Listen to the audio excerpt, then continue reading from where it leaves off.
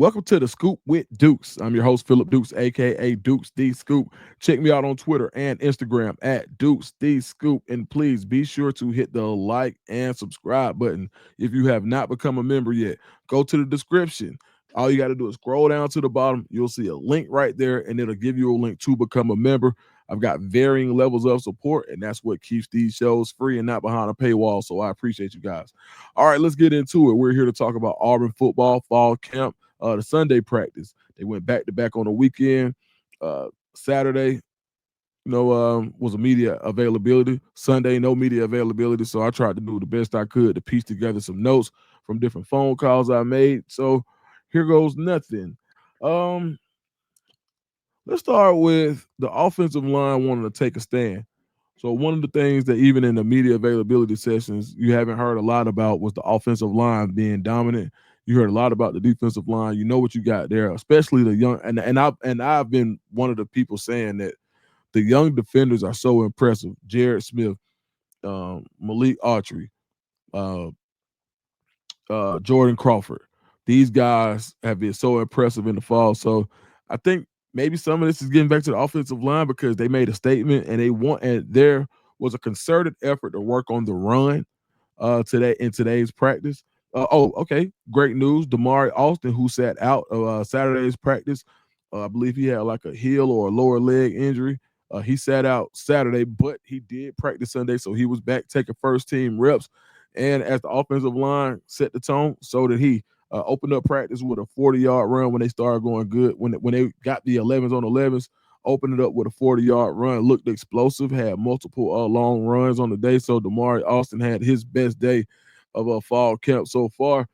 Another guy, and we talk about the starters. And when you talk about starters, it's never like, oh my God, this is groundbreaking information because you know these guys are already good. But Connor Lew and Jeremiah Wright were particularly road graders.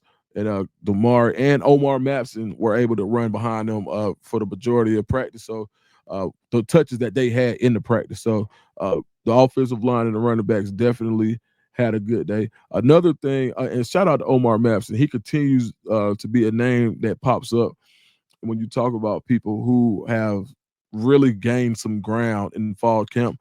Omar Mapson, the true freshman, is somebody that I don't think a lot of people were looking for to be the guy or be a guy. And I don't see a way you don't get him at least a couple of carries this year. So shout out to Omar Mapson. If he continues this trajectory, I think you got to find a way to at least get him some touches so he can kind of get the feel for it because you may need him.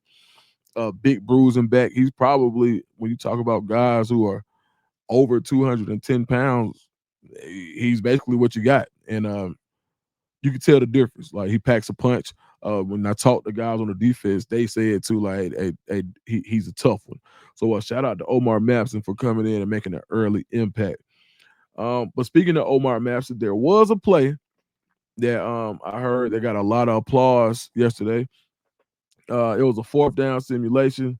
Auburn comes out in 12 personnel. Some interesting things that I heard were one, in the 12 personnel, you had Perry Thompson and Cam Coleman uh, towards the boundary and a double tight end set towards the field.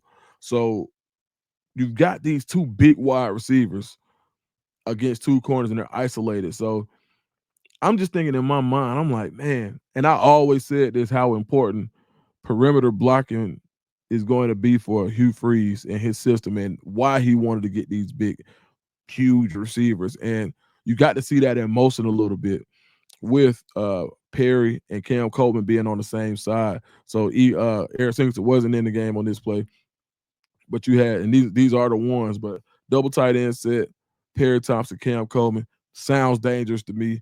I love, and I'm just thinking about it like, man, if you're in the SEC and you got two corners let's say you play a team that doesn't have 6'1", 6'2" corners, and they do maybe have some of those 5'10", 5'11" type guys. I would like my matchup with Perry Thompson and Cam Coleman blocking. Cam Coleman can be more physical, but Perry Thompson, he could double as a tight end. So, and even if Cam Coleman stalk blocks at long arms, he's gonna be fine. So I think those are two that formation I like a lot. But in this play, a guy who I've spoken about that I'm hearing things about is Xavier Atkins, from LSU. I've continued to talk about him, and I just think he's a guy that it's going to be hard to keep him off the field on this particular play. He blows the play up. It was a RPO of Jackson Arnold to Mapson. Uh, he literally shoots the A gap, comes through untouched, uh, pass Lou and Wright and and Wade. I think there was some miscommunication there, but he took advantage of it, and I mean smack. And I know they're thudding, so I don't think he just blew it up. But everybody who I talked to said smack for the most part. So shout out to him. Another guy who got some quality reps today was a Caleb Wheatland, the linebacker transfer out of Maryland. So two guys that taking advantage of the snaps they are getting at linebacker. So you got to have that depth. You know, you're thinking Robert Woodyard and DeMarcus Riddick up front. So it's good to know what you have because you got to have three.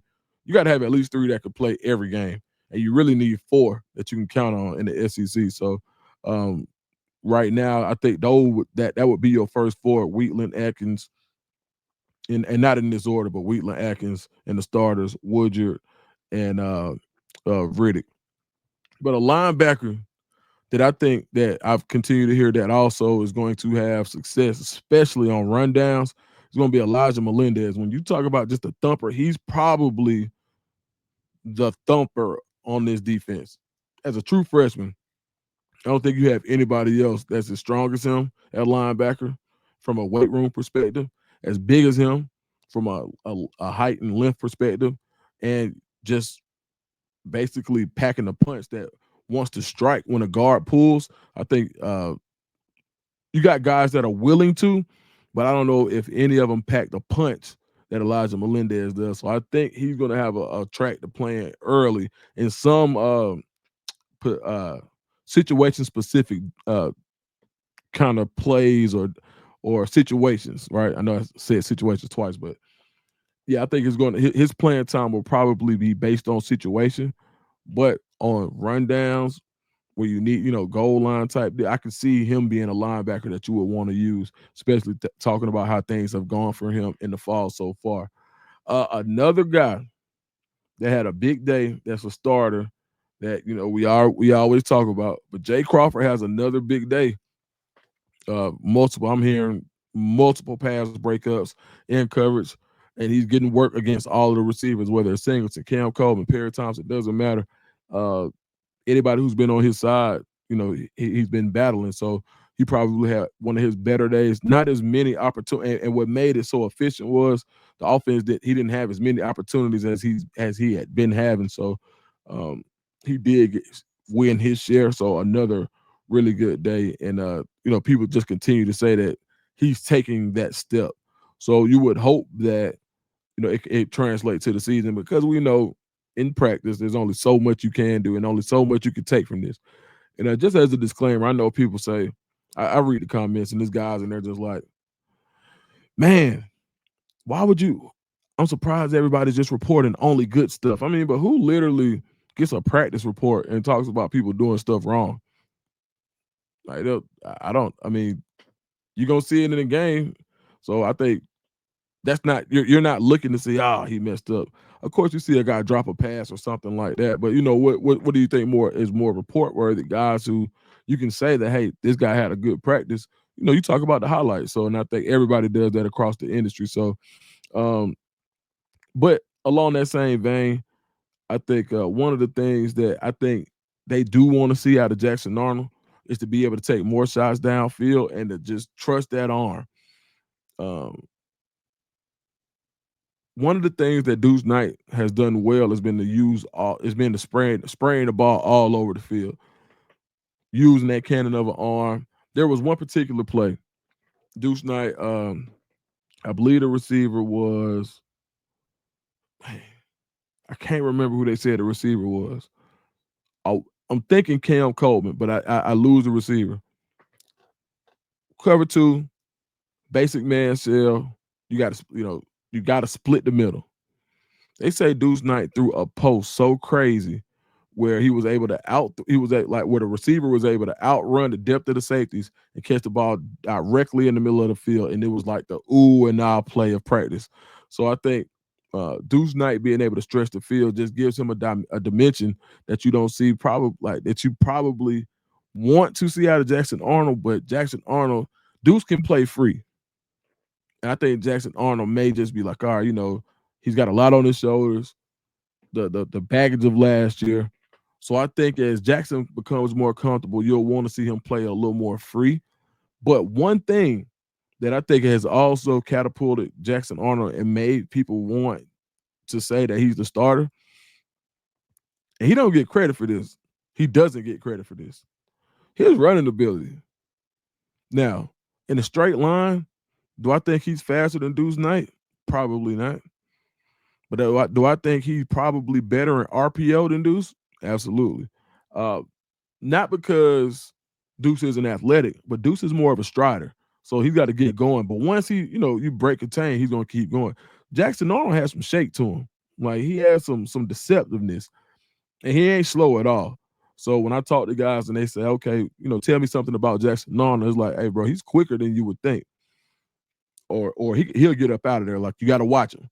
So shout out to Jackson Arnold. I think the final thing that you'll want to look at over the next couple of weeks is going to be him take some more shots downfield, being more confident and looking off coverages to take that shot, not a call shot, because now we see the highlights. We see him going to Eric Singleton or him going to Cam Coleman, but when you look off a receiver, or excuse me, when you look off a defender who may be in a deep third coverage and you make him feel like you're going to throw that hitch and you're going right over the top of his head on that combo route, that's what you want to see more of Jackson Arnold. And I think once he gets that down, I just don't see how you're going to stop the offense. I say this I just don't see it. I just don't. He's got the arm strength to do it. So for someone who wanted something to be like more of a constructive criticism, there you go. There you have it. I just think that Jackson Arnold, from what I'm hearing, can be more he can be a little more aggressive when it comes to taking shots and using all parts of the field. But when you just talk about keeping the chains moving, which I think you have to do in this conference, you just got to keep the chains moving. He may be your best option as far as running and being accurate underneath. So shout out to Jackson Arnold. Okay, another bit of good news. Champ Anthony played, and not just on the side or just partial drills. Champ Anthony was an 11 on 11. So I know he was been limited, but this will probably come out whenever you'll see it tomorrow. Champ Anthony practiced today, and in 11 on 11. I can confirm that. So, man, what a return, and how much deeper does he make this secondary? So think about Champ Anthony last year, the game that he was having. I mean, in the nickel, being physical, pass breakups, and then he has the gruesome injury. But man, he was really coming into his own. Adding him back into the secondary, where you've got Caleb. You already got Ken Lee, who's been having a great fall as well. We already talked about the type of fall that Jay Crawford is having. Caleb Harris, who nobody talks about, but all he does is come to work every day and make plays and solidify that boundary safety spot. And he's having a great camp as well. But Caleb, and it's almost like you get penalized for being so consistent. But Caleb Harris is just like that's between Caleb Harris, Ken Lee, and Jay Crawford. If you had to get them to go give a speech somewhere, you would it'd probably be like pulling teeth. Like these guys aren't gonna talk you to death. They don't care about the clout, none of that. All they want to do is play football, and all they do is work. So shout out to Caleb Harris. I wanted to make sure that I shouted him out because he's somebody that I continue to hear about as a baller. But when you're so good and so consistent at what you do, sometimes you don't get that credit. But let's look at those three. And you still got some veterans. Like you got a guy like Jaquarius Robinson, who has been bouncing around with the ones and the twos. Sylvester Smith, who can play everything. He's been playing some nickel. He's been playing nickel. He's been playing safety. You got the young guys, Anquan Fagans. You got Eric Winters, who will come down and smack you from a safety position. You got a lot. He's been playing some star too. But you got a lot right there. And then you bring Champ Anthony back in the mix. So I think as he continues to get acclimated, we're not even talking Rayon Strader. We're not even talking Rayshawn Pleasant, who I feel like anytime I hear somebody talk about Pleasant, it's almost like you can hear a smile on their face. So when you talk about how deep that secondary is, right now you just have a plethora of options to mix and match. I know DJ Durkin has to be excited about everything he can do with the back end of that defense. So getting Champ Anthony back is huge. So yeah, man, looking forward to see what he does. He was bouncing around the field from what I heard yesterday. Today, from what I heard. So yeah, so Champ Anthony was back in 11 on 11s, which is huge for him to be back. All right, guys, let me make sure I don't have any more notes. Um, oh, okay. I did hear that the hamstring bug may be bouncing around in that secondary group with some of the younger guys. So just monitor that. You may hear something about some hamstring lower leg type stuff coming out this week about some of the guys in the secondary. But outside of that, yeah, man, shoot, that's it. If Please subscribe. If you got anything you want to talk about, so we'll talk about the next practice when they have one. If it's media availability, as always, I'll probably just go read what everybody says, and we'll come here and talk about it for guys who don't like to read as much, and like to get your stuff on YouTube, or don't have time to go through and read everything. I can be your source. But make sure you go check those guys out, and make sure you go subscribe so you can get it there first. By the time I record, it's probably been up for hours when they have media availability, because those guys work so hard. And shout out to everybody that I work with on the beat. I know pretty much the whole beat. They're all great guys.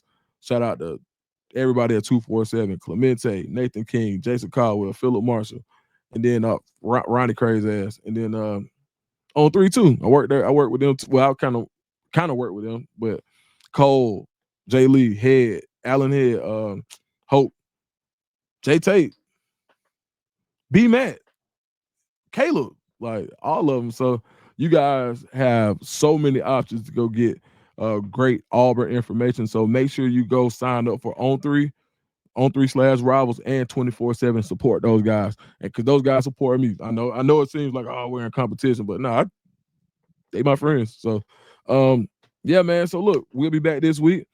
Shout out to Locked On Auburn too, man. Shout out to Zach Blackman, man. He's doing a bang up job. All right, but yeah, man. Shoot, you got anything you want to talk about? Drop it in the comments, and we'll just continue to talk. Oh, and shout out to the World Report. I'm trying to shout out to everybody. It's a shout out palooza, but I'm just so happy. I'm my channel is growing. I'm being successful. So why not share the love? I don't feel like I'm in competition with anybody, so it's always good to show love. All right, man. Y'all have a great one, man. We'll talk again either Monday or Tuesday for sure.